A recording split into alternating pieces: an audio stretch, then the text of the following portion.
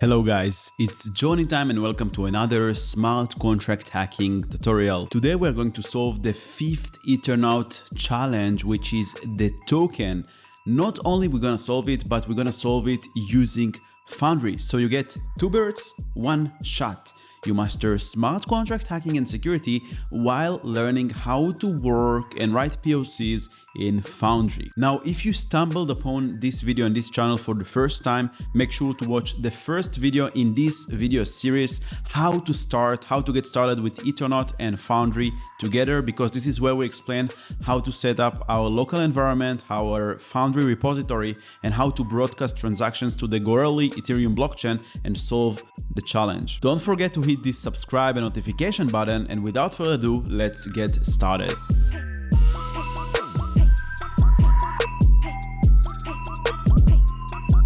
So this is the fifth Ethernaut challenge, and in this challenge we need to hack a basic token smart contract. We are giving 20 tokens in the beginning, and in order to finish and succeed this level, we need somehow to manage to get our hands on any additional tokens. So we don't have any permissions, we just get 20 tokens. Somehow we need to find vulnerability in a smart contract to increase our token balance. And this is the token smart contract, as you can see over here. And before we start analyzing it, first I want to copy it to my local VS Code, local Foundry environment. So I'm gonna mark here all the code, copy it, jump to my VS Code, create here in the source folder where all the smart contracts of the challenges exist, create a new file, call it token.sol, and just paste the smart contract. Now we want to write the objective of the exercise. So our objectives, we have only one objective, which is gain more than 20 tokens, which we are given in the beginning. Now let's analyze the smart contract and try to see if we can find any vulnerabilities. So first we see that we use Solidity version 0.6, which is quite old because today we only have 0.8. This is the token contract. We have a mapping of balances that maps between address to uint. We have another uint, which is the total supply of the token. In the constructor, we set the initial supply to the deployer of the smart contract, which is the message sender, and we also set the total supply of this initial supply parameter. Then we have two functions. One of them is the view balance of function that simply returns the balance of specific address, specific owner, and the transfer function that receives a to address and the value and allows us to transfer tokens from our account to another. The first required statement is to check that the message sender balance minus the value that we're trying to transfer is greater or equal to 0. So we cannot transfer more than our current balance. Then we are going to decrease the value from our account, from the message sender who is calling this transfer function, and increase the value to the to account, the one that we are willing to send the tokens to, that we pass as the first parameter, and we always return true. Now, considering the following transfer function and considering we're using Solidity version 0.6, if you're familiar with the versions of Solidity, you know that prior to Solidity 0.8, all the Solidity versions are vulnerable to arithmetic, overflows, and underflows. Now, I know it sounds scary, but let me simplify it for you what is integer overflow and underflow. Let's assume you have a variable which is uint8. So this variable has 8 bits to store values. In every bit we have either 0 or 1, so we can basically store up to 256 number, from 0 to 255, as you can see over here. Two options in every bit, in the power of 8 options, because it's in total 8 bits, we get 256. So the smallest number that we can represent with uint8 is 0, and the largest number is 255. Now, you might ask what happens if we get a number 0 and we deduct 1 for it. We do the number, the integer, minus 1. Then you would think that we have negative numbers maybe, or we will have an error. No, this is not how Solidity works prior to Solidity version 0.8. We're actually gonna get the last number, which is 255 in the available representation. This is called integer underflow. We can do the same thing. So if we have a number which is 255 and we add +1, then it's gonna be rounded to 0. You can look at it like a circle that we can represent 256 numbers from 0 to 255. And every time, let's say we are here, every time we add numbers that are more than the maximum available number, then we will go here and it will reset again to 0 and vice versa. Now, in our smart contract, we use uint, which is uint 256. If we don't supply the size, then it's by default 256, which means that we have much larger number, but it doesn't matter, because if this balance is going to be 0 and we're going to decrease whatever amount of value it is, 1, 2, 3, 4, then we're not going to receive an error and we're not going to receive a negative number because it's uint unsigned int. It's only positive numbers. So it's going to be very, very big numbers. So you can look at this example, but imagine that instead of 255, it's a huge number, 2 in the power of 256. And if we have 0 minus 1 even, we're going to have a huge number in our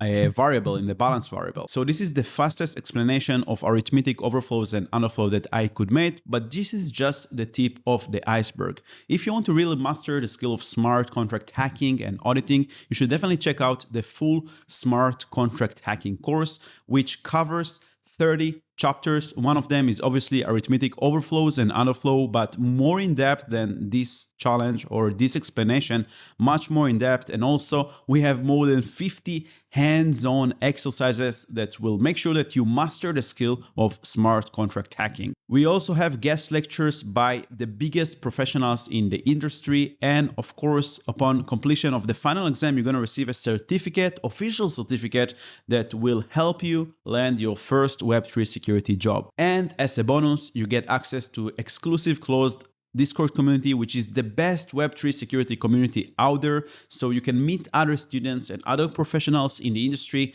ask questions, make connections, and maybe even team up for auditing contests. Get a limited time discount in the description below. Now, going back to the exercise, and now that you understand how we can exploit this vulnerability, this arithmetic underflow vulnerability, we're going to add some comments. So I'm going to add here an audit comment, audit issue, vulnerable to arithmetic underflow. Also, we know that we start with 20 tokens, right? So I will add here audit info. So if we start with 20 tokens, we just need to send any account 21 tokens, and then 20 minus 21 will get us to -1, but because we don't have -1 in uints in Solidity prior to version 0.8, it will be the biggest number of uint 256. We can actually calculate this number. So it's going to be 2 in the power of 256.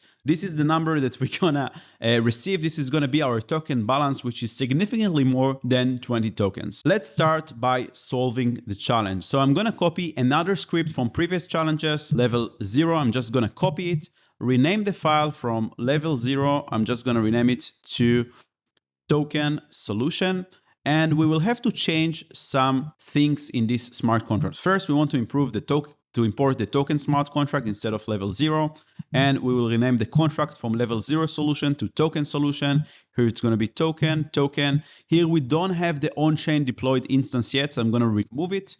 And this will be token instance. We want to move everything here. And we want to keep here the start broadcast and end broadcast, the stop broadcast, to make sure that we can broadcast our transaction eventually to the Gorilla blockchain together with a private key that is stored in our environment variable. Now we want to deploy a new level instance in the Ethernaut website. So I'm going to head over to the Ethernaut website and go down, create here get new instance, submit the transaction through my MetaMask wallet, open here the dev console, wait for the transaction to be mined. And once the transaction is mined, we have here the instance address. Basically, this is the new level that was deployed for us from the Ethernaut factory contract. I'm going to copy it and paste it here in my script file. And in order to solve the challenge, we just need to do very, very simple thing. We just need to transfer 21 tokens to whatever address that we want. And then our balance would be 20 minus 21, which is this huge number that we saw earlier on in the calculator.